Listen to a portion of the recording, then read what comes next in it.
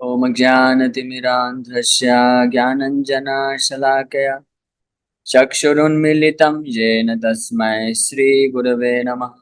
नमो विष्णुपादाय कृष्णप्रेष्ठाय भूतले श्रीमते भक्तिवेदान्तस्वामिन्निति नामिने। नमस्ते सारस्वतीदेवे गौरवाणी प्रचारिणि निर्विशेष शून्यवादी पाश्चात्यदेशतारिणि। नमो महावदन्याय कृष्णप्रेमप्रदायते कृष्णाय कृष्णचैतन्यनाम्ने गौरतुसे नमः। जय श्री कृष्ण चैतन्य प्रभु नित्यानंद श्री अद्वैत गदाधर शिवासादि गौर भक्त वृंद।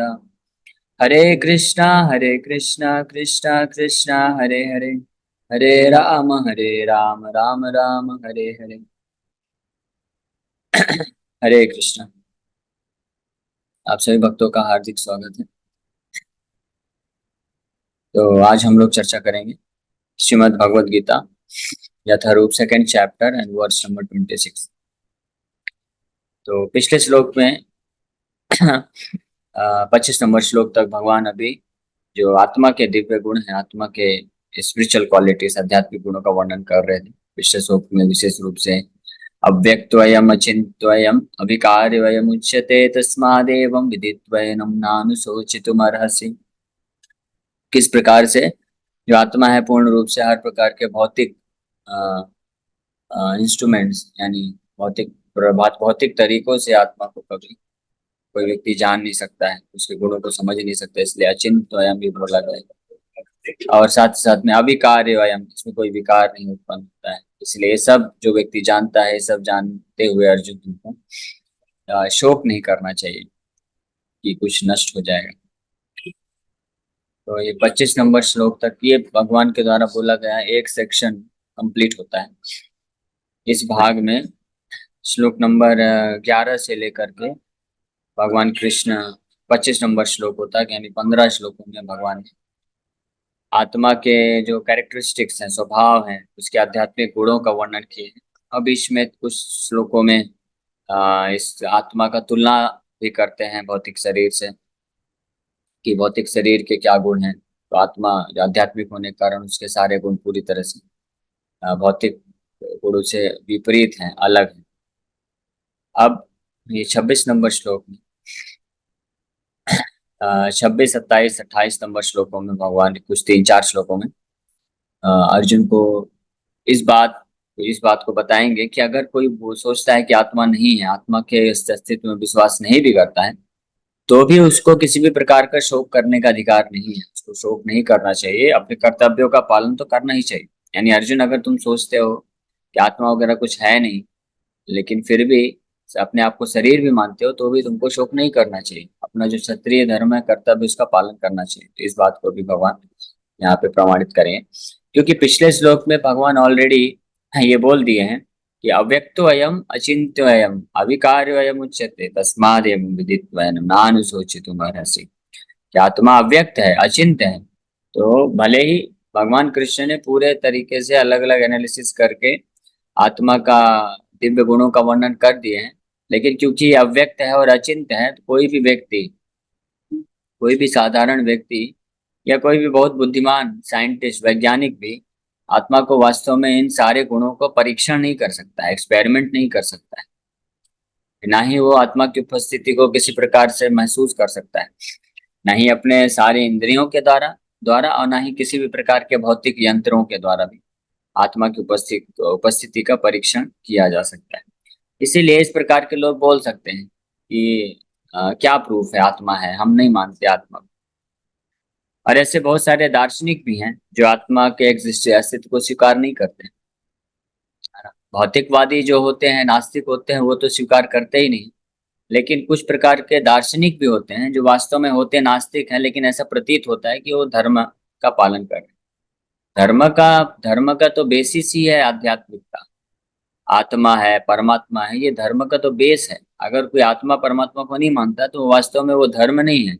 लेकिन फिर भी धर्म के नाम से जाने जाने ऐसे भी कुछ दार्शनिक होते हैं जो वास्तव में विश्वास नहीं करते, जैसे जो बुद्धिस्ट होते हैं, शून्यवादी उनको बोला जाता है। तो सब कुछ शून्य पे जाके विलीन हो जाता है, ऐसा विश्वास करते हैं। जो ब्रह्मवादी हैं या मायावादी हैं वो कम से कम आत्मा के अस्तित्व को, ब्रह्म के अस्तित्व को स्वीकार तो करते हैं। वो ये तो मानते हैं कि हम लोग सनातन हैं, हम लोग कभी नष्ट नहीं होते हैं, और हम लोग ये भौतिक पदार्थ, भौतिक जगत से अलग हैं, तो इतना तो स्वीकार करते हैं। लेकिन एक प्रकार के दार्शनिक होते हैं जिनको शून्यवादी बोला जाता है जो कि वो सोचते हैं, जिनका मानना है कि सब कुछ शून्य से आया और सब कुछ शून्य में विलीन हो जाएगा। वास्तव में ये जो फिलॉसफी है, जो इनका ऐसा मानना है, सिद्धांत सिद्धांत नहीं है, वास्तव में फिलॉसफी भी नहीं है, लेकिन इनका ये जो विचारधारा है ये पूर्ण रूप से गलत है। क्योंकि पहली बात तो अगर सब कुछ शून्य था तो सब कुछ शून्य मतलब नथिंग, कुछ भी नहीं। जब कुछ है ही नहीं तो उसमें से ये सब कुछ कैसे प्रकट हो गया, पूरा ब्रह्मांड कैसे प्रकट। जब आप बोल रहे हैं कि सब कुछ शून्य है शून्य का मतलब क्या होता है कि कुछ भी नहीं था, कुछ भी नहीं है। तो कुछ भी नहीं से इतना सारा बड़ा ब्रह्मांड, इतने सारे जीव जंतु, पशु पक्षी, मनुष्य समाज कैसे प्रकट हो गया, यही सबसे बड़ा क्वेश्चन मार्क है। जो ब्रह्मवादी हैं तो वो कम से कम, उनका जो ये सोचना है वो लॉजिकल लगता है कि चलो ब्रह्म है, ब्रह्म से सब कुछ प्रकट हुआ है, वैरायटी पैदा हुई है, फिर वापस ब्रह्म में विलीन हो जाएगा। तो ये फिर भी भौतिक दृष्टिकोण से तो लॉजिकल लगता है। आध्यात्मिक तरीके से तो ये भी इलॉजिकल है, क्योंकि ब्रह्म कभी कटता नहीं है और ना ही ब्रह्म में कुछ विलीन होता है। लेकिन मटेरियली अगर देखा जाए भौतिक दृष्टिकोण से तो कुछ थोड़ा लॉजिकल लगता है, लेकिन जो शून्यवादी होते हैं उनका तो मटेरियली भी लॉजिक फिट नहीं बैठता है।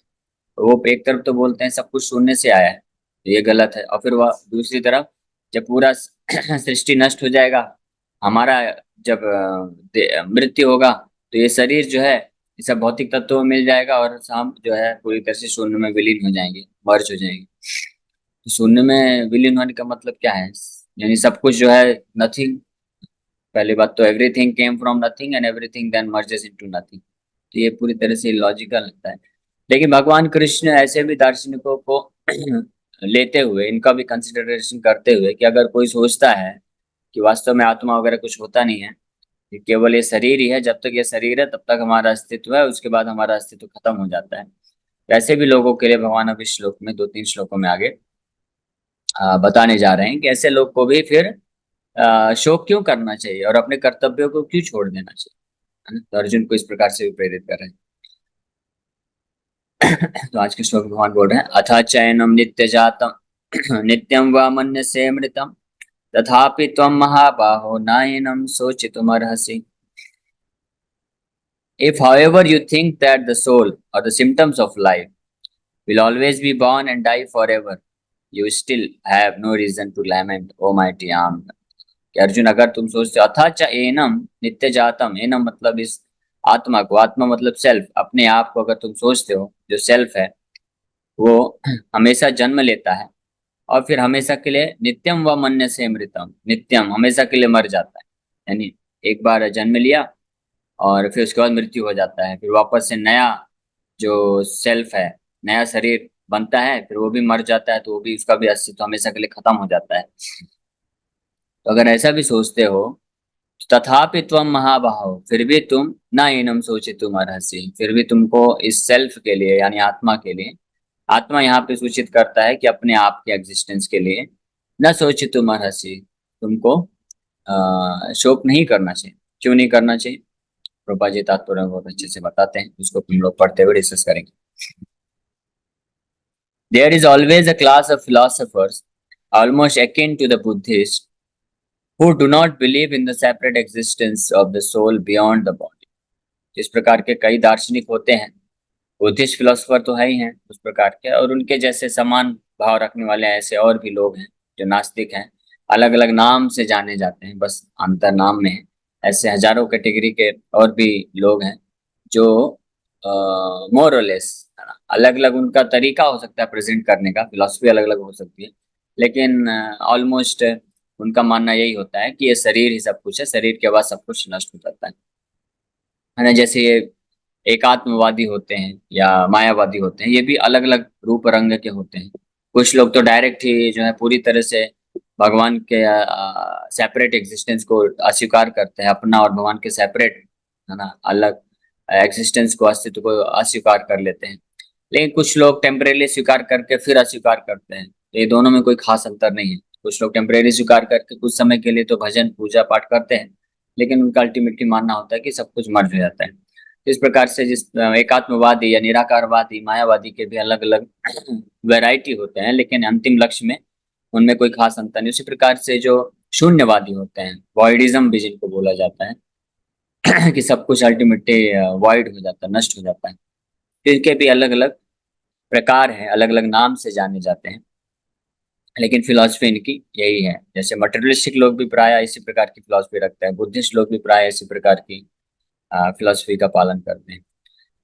When Lord Krishna spoke the Bhagavad Gita, it appears that such philosophers existed, and they were known as the Lokayatikas and Vaibhashikas. पहले उनका नाम इस नाम से, यानी वैदिक सभ्यता में भी इस प्रकार के लोग होते थे जो वैदिक संस्कृति से अलग, सनातन संस्कृति से अलग अपना विचारधारा रखते थे। उनका लोकायतिकस एंड वैभाषिकस के नाम से जाना जाता था। आज के समय में बुद्धिस्ट और भौतिकवादी लोगों के नाम, इन नाम से जाना जाता है। लेकिन जैसे भी हो, such philosophers maintain that life symptoms take place at a certain nature mature condition of material combination। जैसे भौतिक वैज्ञानिक लोग सोचते हैं कि एक पर्टिकुलर, जब केमिकल होते हैं अलग अलग भौतिक पदार्थ जब एक साथ आके मिल जाते हैं तो उस समय जीवन उत्पन्न होता है। और मृत्यु के समय सारे केमिकल अपने आप सेपरेट हो जाते हैं, तो वहां पे अस्तित्व जो है जीवन का खत्म हो जाता है। और वही फिलॉसफी बुद्धिस्ट लोगों का भी। The modern material scientists and materialist philosophers also think similarly। इसी प्रकार से वो भी सोचते हैं। According to them, the body is a combination of physical elements, and at a certain stage, the life symptoms develop by interaction of the physical and chemical elements। तो उनके अनुसार वो सोचते हैं कि शरीर जो है बस कुछ भौतिक पदार्थों का कॉम्बिनेशन है। एक भौतिक पदार्थों का समूह एक साथ जब आता है तो वहाँ पे जीवन उत्पन्न होता है, और जैसे ही मृत्यु के बाद वो सारे पदार्थ अलग अलग हो जाते हैं, वापस से जीवन खत्म हो गया, यानी अस्तित्व खत्म हो गया, फिर कोई उस अस्तित्व का नहीं रह जाता है। The science of anthropology is based on this philosophy. जो एंथ्रोपोलॉजी के नाम से जाने वाला विज्ञान है वो भी इसी फिलोसफी पे आधारित है। Currently, many pseudo religions now becoming fashionable in America are also adhering to this philosophy, as are the nihilistic non-devotional Buddhist sects। केवल इतना ही नहीं, ये बुद्धिस्ट ही नहीं और ना ही केवल ये भौतिक वैज्ञानिक लोग, पर रूपा जी लिख रहे हैं कि अमेरिका, वेस्टर्न कंट्रीज में ऐसे बहुत सारे जो तथाकथित धर्म भी उत्पन्न हो चुके हैं जो इसी प्रकार की सिद्धांतों को धारण करके रखते हैं। वो जो सोचते हैं कि वास्तव में जो आत्मा सनातन नहीं है, आध्यात्मिक कोई आध्यात्मिक चीज होती ही नहीं है, सब कुछ भौतिक है। और भौतिक कुछ समय के लिए, ये भौतिक जो ऐसा कॉम्बिनेशन हो जाता है कि जीवन बनता है, जीवन चलता है, और जब नष्ट हो जाता है तो अस्तित्व खत्म हो जाता है। फिर वापस से एक नया जीवन बनता है, वो नष्ट हो जाता है तो खत्म हो जाता है। इसलिए नित्यम व मन्य से मृतम, भगवान बोल रहे हैं। अथा चयनम नित्य जातम। नित्य जातम मतलब नया नया जीवन उत्पन्न होता रहता है।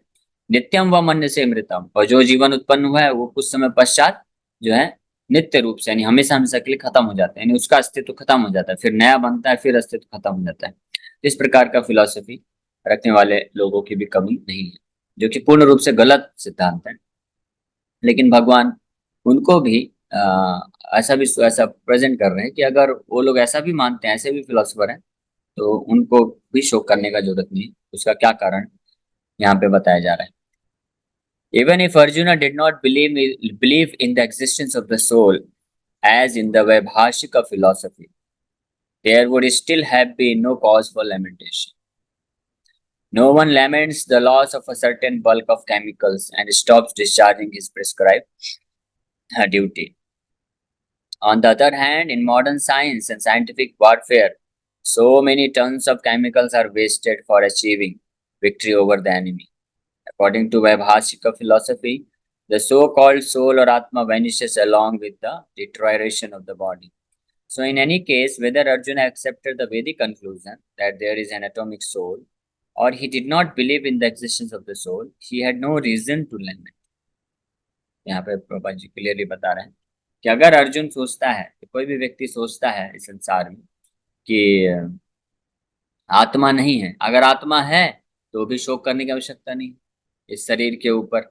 आत्मा के कल्याण के लिए जो कर्तव्य निर्धारित है, उस कर्तव्य का पालन करने हेतु शरीर पे ज्यादा विचार नहीं करना चाहिए, क्योंकि हम शरीर है ही नहीं, और शरीर तो वैसे भी डिस्टाइंड है। शरीर तो ये निश्चित रूप में ये ऑलरेडी तय है कि शरीर नष्ट हो ही जाएगा, लेकिन हम नष्ट नहीं होंगे, हम आत्मा सनातन रूप से रहेंगे। इसलिए आत्मा के हित के लिए जो कार्य है उसको कभी भी अवॉइड करना ही नहीं चाहिए। हाँ, और अगर कोई सोचता है कि हम आत्मा नहीं है, हम बस ये शरीर हैं और कुछ समय के लिए जीवन बना है, फिर वापस से जीवन जो है नष्ट हो जाएगा, तो उसको फिर भी शोक नहीं करना चाहिए अपने कर्तव्यों का पालन करने के लिए। क्यों? क्योंकि ये जो केमिकल्स है, अगर हम केवल एक केमिकल के ढांचे हैं, ये जो बस भौतिक पदार्थ के इकट्ठा होने से बस एक केमिकल ही है बस ये, तो इतने सारे केमिकल तो नष्ट होते रहते हैं।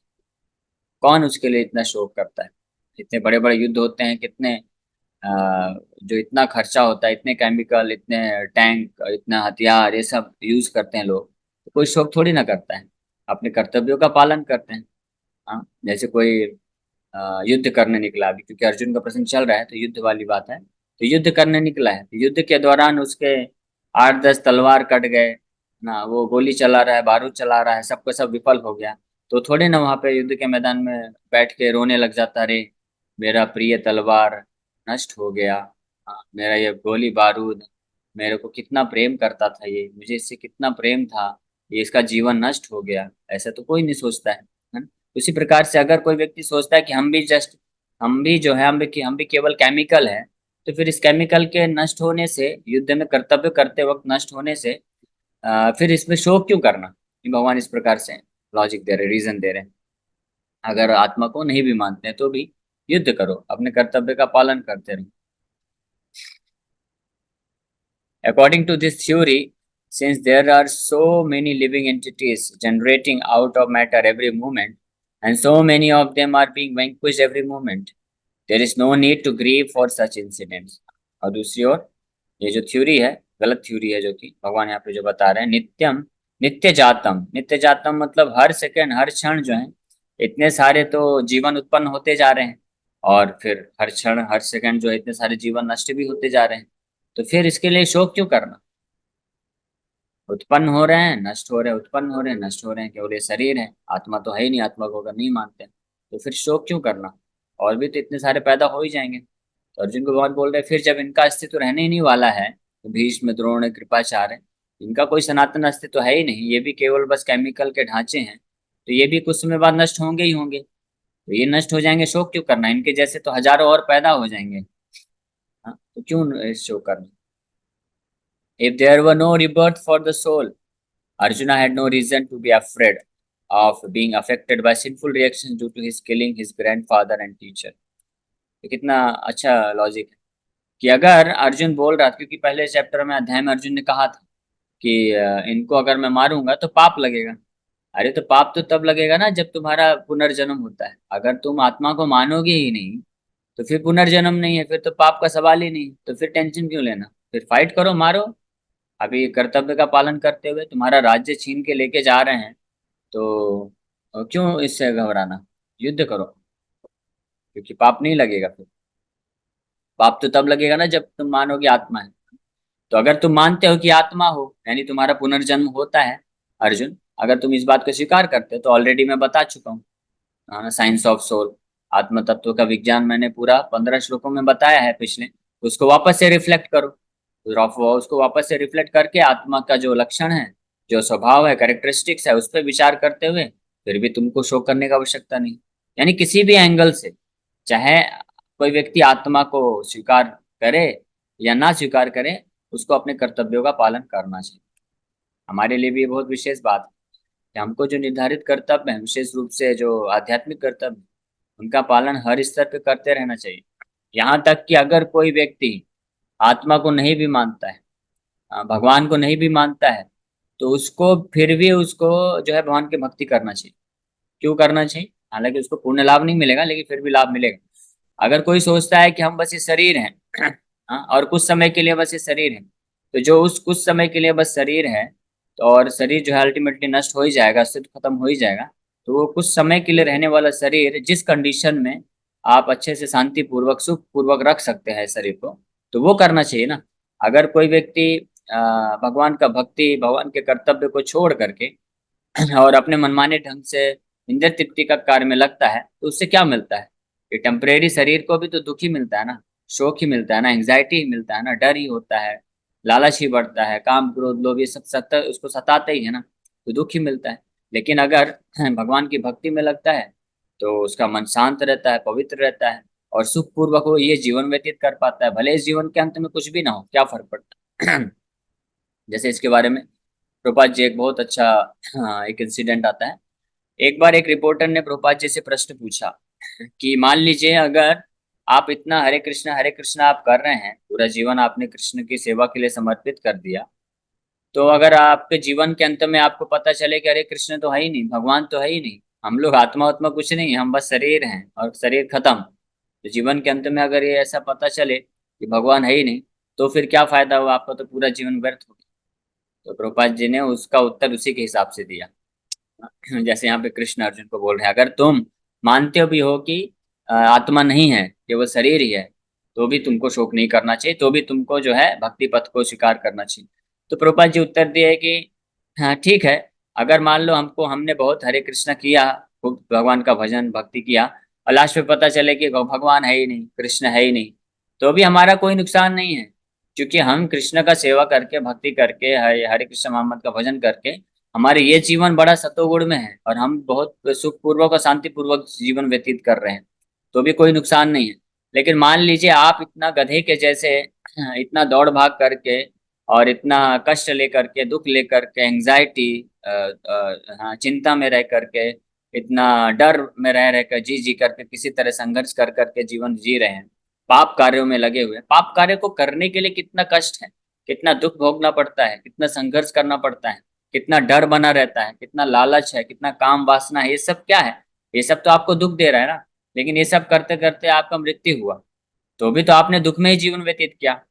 हाँ, और हमने जो है कृष्ण का भजन करके, कृष्ण का सेवा करके सतोगुण में और सुखपूर्वक हमने जीवन व्यतीत किया। तो अगर अंत में अगर पता चला कि भगवान नहीं भी है, तो भी हमारा कोई नुकसान नहीं। लेकिन मान लीजिए आपने इतना पापमय जीवन व्यतीत किया, और अंत में आपके जीवन के अंत में आपको पता चले कि कृष्ण है, भगवान है, उनके नियम भी हैं, और आपने जो पाप किया है उसके लिए आपको लाखों साल तक नरक में सजा भुगतना पड़ेगा, तो आपका क्या हाल होगा? ऐसे प्रकार से तो वो बेचारा रिपोर्टर हक्का बक्का रह गया, वो कुछ आंसर नहीं दे पाया, वो विचार ही करते रह गया, अरे क्या बोल दिया स्वामी जी ने। हाँ, सही बिल्कुल 100% की बात कह दिया प्रभुपाद जी ने, कि सही बात है कि चाहे भगवान हो या ना हो, हमारा तो जीवन अभी भी दुखी है, और अगर भगवान रहे होंगे तो हम तो सीधा नरक जाने वाले हैं।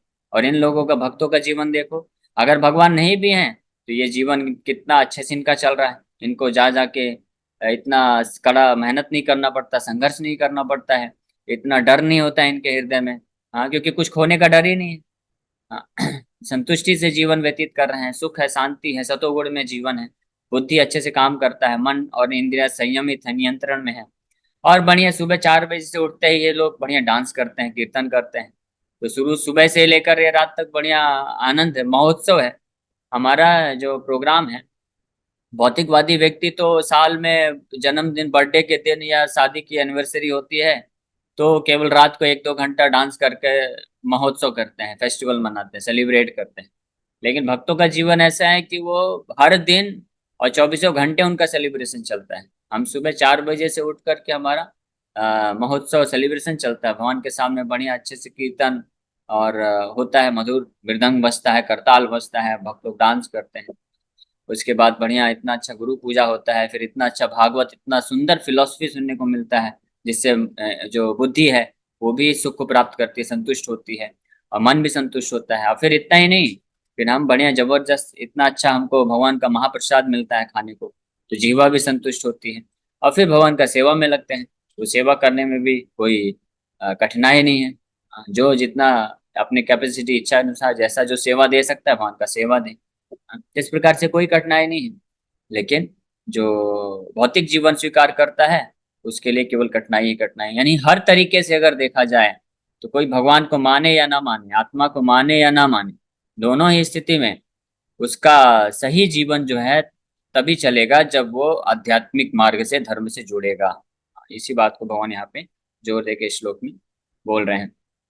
But at the same time, Krishna sarcastically addressed Arjuna as Mahabahu, mighty arm, because he, at least, did not accept the theory of the Vaibhashikas, which leaves aside the Vedic wisdom. As a Kshatriya, Arjuna belonged to the Vedic culture, and it behooved him to continue to follow its principles. तो हालांकि भगवान इस श्लोक में अर्जुन को ऐसा option भी दे रहे हैं, अर्जुन के माध्यम से हम सभी के लिए है ये, कि अथ चयनम नित्य जातम, अगर तुम ये सोचते हो, अथ मतलब इफ हाउएवर, यदि तुम ये भी सोचते हो कि ये हम आत्मा आत्मा कुछ नहीं होता है, हम बार बार ये शरीर जो है हमेशा जन्म लेता है और फिर बार बार ये नष्ट हमेशा के लिए मर जाता है, तब भी इसमें शोक करने का कोई आवश्यकता नहीं है। क्यों ऐसा आवश्यकता नहीं, इस बात का वर्णन लोग ऑलरेडी पूरे इस तात्पर्य में हमने किया। और अब भगवान ये 27 नंबर श्लोक और 28 नंबर श्लोक और हाँ 27-28 में थोड़ा सा और इसी थीम पे और एक डिफरेंट अलग दृष्टिकोण से बात करेंगे। फिर 29-30 में वापस से जो है आत्म तत्व का निष्कर्ष देंगे। 29-30 में वापस से आत्मा को पिक्चर में लेके आते हैं और वापस से आत्मा के बारे में बता के फाइनल कंक्लूजन दे देते हैं, निष्कर्ष दे देते हैं। तो यहाँ से 30 नंबर श्लोक तक ही फाइनल जो आत्म तत्व का जो ज्ञान है, जो सबसे पहला दिव्य ज्ञान भगवान ने दिया, उपदेश दिया, जो सबसे महत्वपूर्ण है। कोई भी व्यक्ति बिना इस आत्म तत्व के विज्ञान को समझे आध्यात्मिक जीवन में प्रवेश कर ही नहीं सकता है, आगे बढ़ना तो दूर की बात है। आध्यात्मिक जीवन में प्रवेश मतलब ये आत्म तत्व का विज्ञान, उसका आईडी कार्ड है, इसके थ्रू ही एडमिशन मिल सकता है, अन्यथा एडमिशन मिल ही नहीं सकता है। जैसा हम लोग दोपहर गौर कथा में भी चर्चा कर रहे थे, ये जो तत्व है, सिद्धांत है, इसको समझना अत्यंत आवश्यक है। और सबसे पहला तत्व है आत्म तत्व, यानी ब्रह्म को जानना, कि हम लोग ये शरीर नहीं, हम आत्मा है, और आत्मा के गुणों को जानना। फिर इसका और नेक्स्ट स्टेप होता है परमात्मा तत्व, यानी भगवान के बारे में जानना, कि आत्मा और परमात्मा दोनों अलग अलग है। फिर और है एडवांस की परमात्मा यानी भगवान, ब्रह्म है, परमात्मा, फिर भगवान कृष्ण के बारे में जानना, उनके दिव्य गुणों के बारे में जानना, वो तीनों गुणों से परे हैं, इस स्थिति को जानना। कृष्ण सर्वस्व कंट्रोलर, सबके कंट्रोलर है, नियंत्रक है, इसको जानना। सारे अवतारों के भी स्रोत है, वो ये सब जानना। तो ये सब तत्व हैं जो कि बहुत ही गुह्यतम है, लेकिन बहुत ही महत्वपूर्ण है इनको जानना।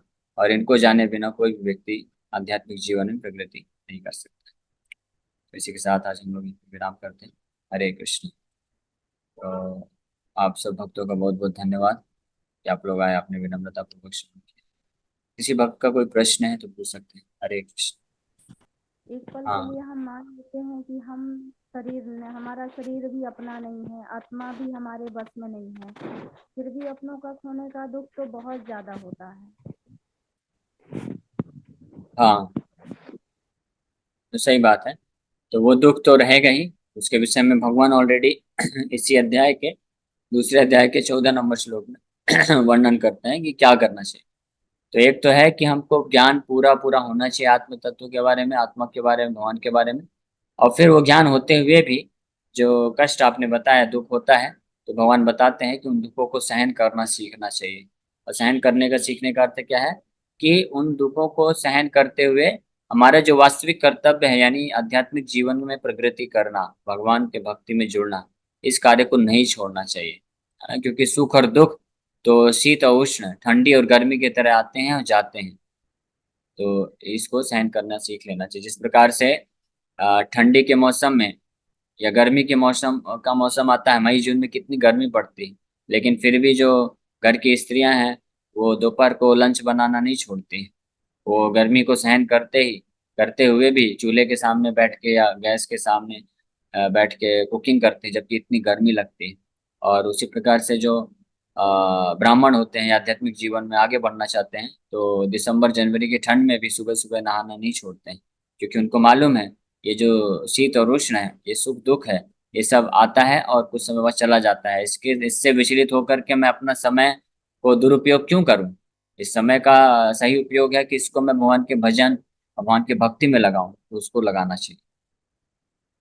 हरे कृष्ण। और जैसे जैसे हम भगवान के भजन और भक्ति में आगे बढ़ते हैं, भगवान हमको इतनी शक्ति देते हैं, भक्ति से इतनी शक्ति मिलती है कि हम सारे दुखों को फिर सहन आसानी से कर पाते हैं, धीरे धीरे वो दुख भी चला जाता है। प्रभु जी, ओके। गर्मी और ठंडी ये तो हमारी शारीरिक कष्ट है ना, उसकी तो व्यवस्था इंसान कर ही लेता है। सही लेकिन बात। मन का दुख से उभरना बहुत मुश्किल होता है। अपनों से चाह कर भी कठिन। हम उस परमात्मा की सेवा में लगे हैं, फिर भी मिलना मुश्किल है, तो इसके लिए। हाँ, तो सही बात है, आपने बिल्कुल सही बोला। शारीरिक जो दुख है उसको फिर भी सहन करना आसान होता है, लेकिन मन के दुख को सहन करना और कठिन है। लेकिन सोल्यूशन भी यही है, भगवान यही बता रहे हैं कि हमको इनको सहन करना ही पड़ेगा, और सहन करते हुए हमको भक्ति मार्ग को नहीं छोड़ना है। भगवान के नाम का जप, विशेष रूप से हरे कृष्ण महामंत्र का जो जप है, ये करते रहना है। क्योंकि ये करने रहने से हम जैसे जैसे भक्ति आध्यात्मिक मार्ग में प्रगति करेंगे, तो वैसे ही ये जो दुख भी हैं वो भी धीरे धीरे नष्ट हो जाएंगे। तो हमको प्रयासरत रहना है और ये कथा सुनते रहना, धीरे धीरे हम दुखों से बाहर आ सकते हैं। हरे कृष्ण। जी संगीता माता जी, आपको कुछ। हरे कृष्ण प्रभु जी। आत्मा का ओरिजिनल जो स्वभाव प्राप्त करना बोलते हैं करना चाहिए, ओरिजिनल स्वभाव क्या होता है प्रभु जी?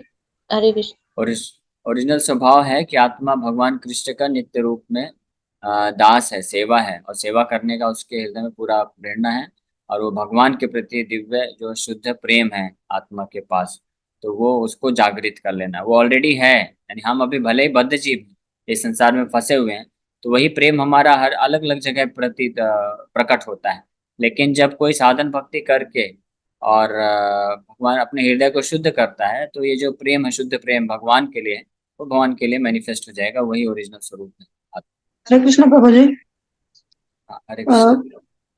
आत्मज्ञान और आत्म संतुष्टि में क्या अंतर है?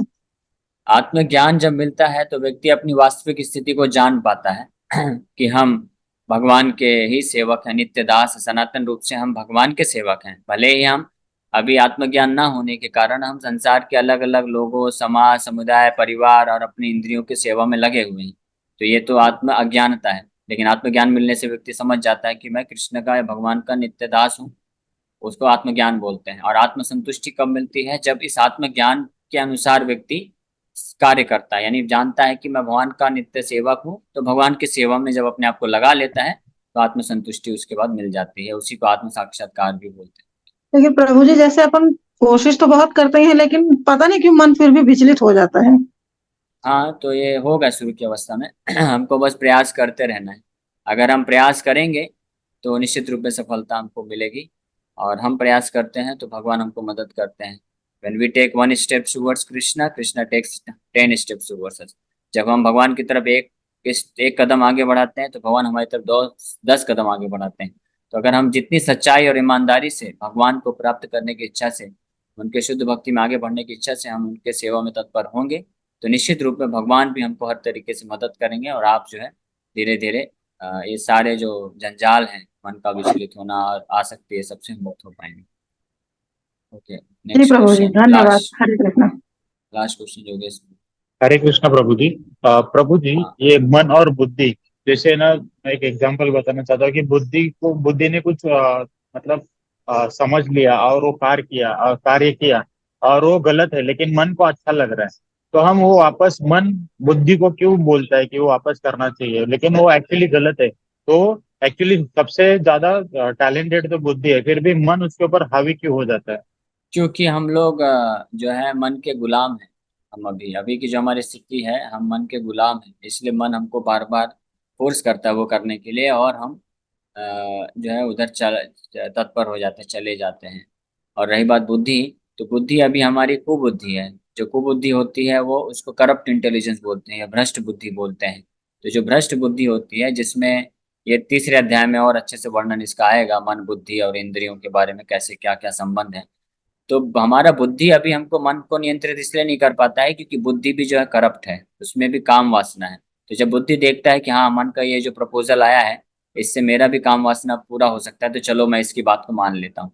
लेकिन जब बुद्धि को हम जय गीता भागवत के श्रवण करने के द्वारा जब बुद्धि सुबुद्धि हो जाती है, अच्छी बुद्धि हो जाती है, और ये जो करप्शन है, करप्ट बुद्धि है, ये सही बुद्धि प्योर हो जाती है, प्योर इंटेलिजेंस, तब बुद्धि जो है मन के जो गलत विचार है उसको त्याग सकता है। ठीक है, तो इसके लिए हमको गीता भागवत को अच्छे से श्रवण करते रहना है और मन को भी शुद्ध करने के हेतु भगवान के नाम का निरंतर जप करते रहना है, ताकि मन भी एक साइमल्टेनियसली शुद्ध हो और गीता भागवत के श्रवण से बुद्धि भी जो है होती है वो सुबुद्धि बनती जाती है। प्रभु जी हरे कृष्ण। एक उसी में था क्वेश्चन। अभी जैसे हम गीता पाठ कर रहे हैं, गीता पठन कर रहे हैं, मतलब रीड कर रहे हैं, तो कभी कभी ऐसा लगता है कि गीता पढ़ने में थोड़ा आलस करते हैं या पढ़ने में थोड़ा आलसी करते हैं, तो बाकी शायद मुझे लगता है बाकी भक्तों का भी कभी ऐसा समझ प्रॉब्लम गया। रहेगा, तो कैसा पढ़ना हाँ, चाहिए गीता को? सबका, हाँ, सबका ऐसा समस्या हो सकता है और आपने ये प्रश्न ऑलरेडी कई बार पूछा है, मैं फिर भी उत्तर देता हूँ।